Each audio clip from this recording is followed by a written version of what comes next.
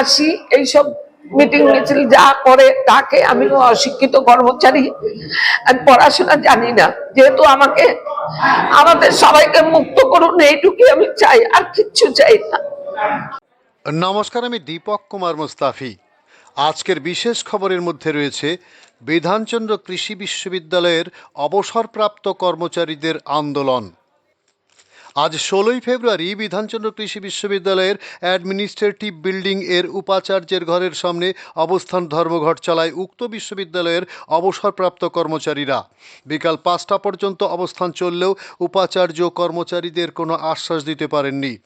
জানা গেল 2022 সালের জুন মাস থেকে বিশ্ববিদ্যালয়ের শিক্ষক, বিজ্ঞানী ও শিক্ষাকর্মীরা চাকরি থেকে অবসর নিলেও তাদের ন্যায্য পেনশন এখনও পাননি।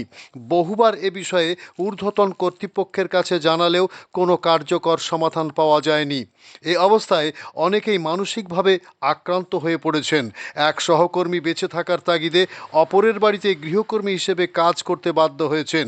এই আওতায় 50 জন অবসরপ্রাপ্ত শিক্ষক এবং শিক্ষাকর্মীরা রয়েছেন। সমস্যা সমাধান না হলে পরবর্তীতে অ্যাসোসিয়েশনের মাধ্যমে অন্য পদক্ষেপ গ্রহণ করতে চলেছেন। রিপোর্ট ও ক্যামেরা দীপক মুস্তাফি ও গৌর ঘোষ। আমাদেরকে ধাপে ধাপে ধাপে ধাপে আন্দোলনকে আরো এগিয়ে নিয়ে যেতে হবে। উপাচার্যকে ব্যক্তিগতভাবে আটকে দেওয়া, তালাবন্ধ করে দেওয়ার মতো স্তরে আমরা আজকেই যেতে চাইছি না। কিন্তু আমাদের অবস্থান, বিক্ষোভ যা আমাদের নির্ধারিত ছিল, ঘোষিত কর্মসূচি, সেই কর্মসূচি চলবে। আমরা যতক্ষণ পর্যন্ত মনে করেছি যে এই প্রোগ্রামটা চালাবো, ততক্ষণ পর্যন্ত চালাবো।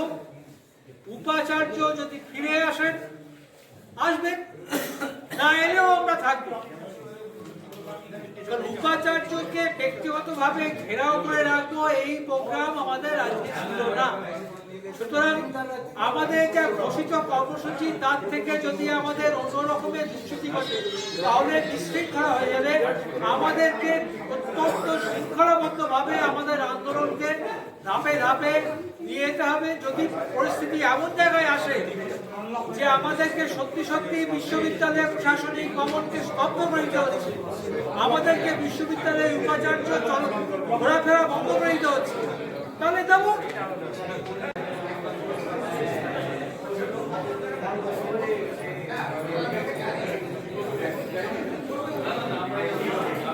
আচ্ছা, আপনি এই বিধানচন্দ্র কৃষি বিশ্ববিদ্যালয়ের কি একজন কর্মী?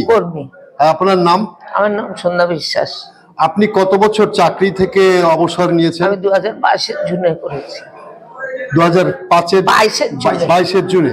তারপর থেকে কি আপনি পেনশন পাচ্ছেন না? তাহলে এখন আপনার কিভাবে চলছে সংসার? আমি লোকের বাড়ি কাজ করি।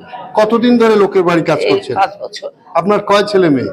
আমার এক ছেলে এক মেয়ে, পরের গাড়ি চালায়, জামাইও পরের গাড়ি চালায়। তারা তাদের সংসার চালাতে পারেন না, যেহেতু আমার কাজ করে খেতে হয়।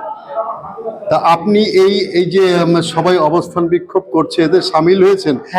এতে সামিল হয়ে আপনার কি দাবি, এখন কি চাইছেন? আমার দাবি, আমাদের প্রাপ্য পয়সা সবার মিটিয়ে দিক, আমরা চলে যাব। আমরা যা পাই, যেটা আমাদের দাবি, আমাদের খেটেছি, পয়সা দাও, পেনশন, টাকা পয়সা, রিটায়ার বেনিফিট এবং পেনশন, এগুলো দিয়ে আমাদের বের করে দিই। আপনি এই যে এই অ্যাসোসিয়েশনের সঙ্গে যুক্ত হয়েছে, এই কোন অ্যাসোসিয়েশন, তার নাম কি? তার নাম যৌথ মঞ্চ।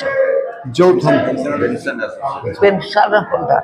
আচ্ছা, তা আপনি আশা করছেন যে এই মঞ্চের থেকে দাবি করলে আপনার প্রাপ্য আপনি বুঝে পাবেন? আশা তো করছি, কিন্তু আশা তো পূরণ হচ্ছে না। আশা তো 2022 থেকে এই অবধি সবাই সান্ত্বনা পুরস্কার দিচ্ছে যে হবে হবে হবে, কবে হবে? আমি মরে গেলে, আমার তো অসুস্থ মানুষ, আমি নার্ভের রুগী, আমার আর্থারাইটিস বাত, আমি চলতে পারি না, হাঁটু ভেঙে বসতে পারি না, হাঁটা চলা করতে পারি না। তো ঔষধটা আমাকে খেতে হয়, যেহেতু আমার ফ্যামিলিতে কেউ আমাকে ভ্যাকসিন করার লোক নেই।